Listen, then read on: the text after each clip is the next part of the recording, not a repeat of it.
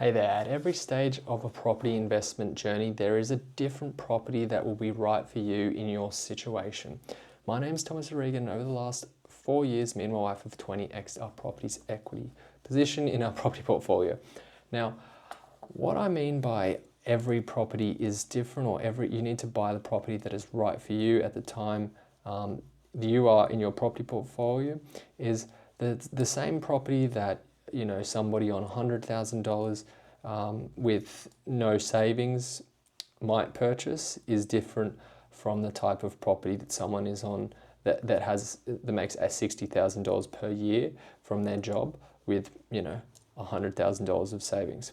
So these situations, so basically the type of property you might be purchasing if you have no savings might be a property that would be one that has equity in it from day one, okay? So if you have a high income, you can support a high loan payment, but you don't have any cash to purchase a property. And let me just be clear, if you don't have any money to purchase a property, I don't mean that you make the money out of thin air, but for example, you might use a guarantor or something like that, family member or something like that. So if you're using a guarantor, yeah, effectively you're buying a property with no money. But I mean, if you're, the thing is with a guarantor loan, you're using equity from someone else's property, maybe your parents, to purchase your property. So you are getting into the property with no money, but the person that you're getting the guarantor loan off is effectively going to want to be paid back. So the type of property you would buy for them, or sorry, for yourself, would be one that has equity in it, okay? Why? Because you can refinance that property quickly and pay that person back. So instead of being in a situation where you have the capacity to buy a property in terms of servicing, but you don't have the capacity to buy the property in cash, you've just used someone to help you as a guarantor, and you've taken your step into the property market and got the ball rolling there. And then from there on, you might be able to use the property that you bought, you'll be able to use that property's growth to leverage into the next property and continue on and on and on. But the property that someone is on a lower income but they have a deposit, they might be looking for a different property. Because they're on a lower income, they might be looking for a property that they're going to put down that money as a deposit, but what they need from that property is they need that property to be producing high cash flow. Why would they need that property to be producing high cash flow? Because they need that property to help them service and buy the next one, okay?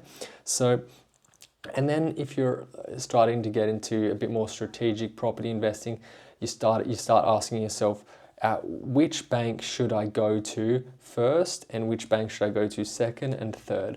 Now, for example, I always like to, or people that are starting out their property portfolio journey, and even myself, when I was starting, and even now, I like to use CBA. The reason I like to use CBA, especially in a very aggressive or hot market, is because they can move very quickly. Okay, so it might be more beneficial for you in a hot market to use a bank that is able to move quickly, i.e.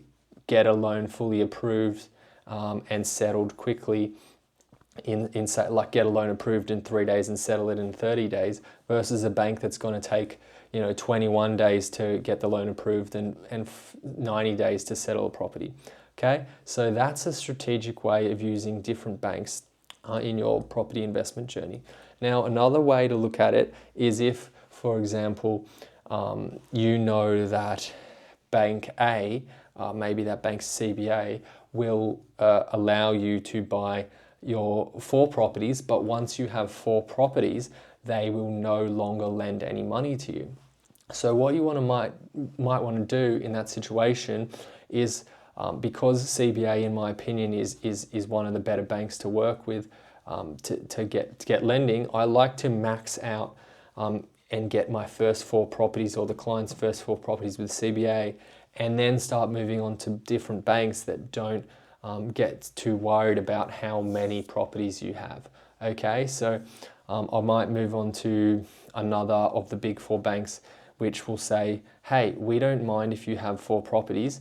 If you want to buy another property, you can do it with us, no issues. Okay, so these sort of things, these strategic things, is good to know if you want to build a large property portfolio quickly, because if you don't know those things, that can be what gets you stuck, going from 1, 2 to 3 to 4 to 5.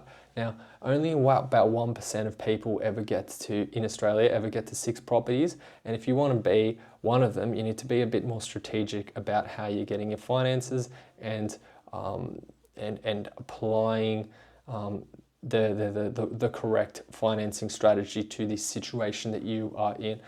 My name's Thomas O'Regan. If you need more help, just hit me up in the comments. I'll talk to you later. Bye.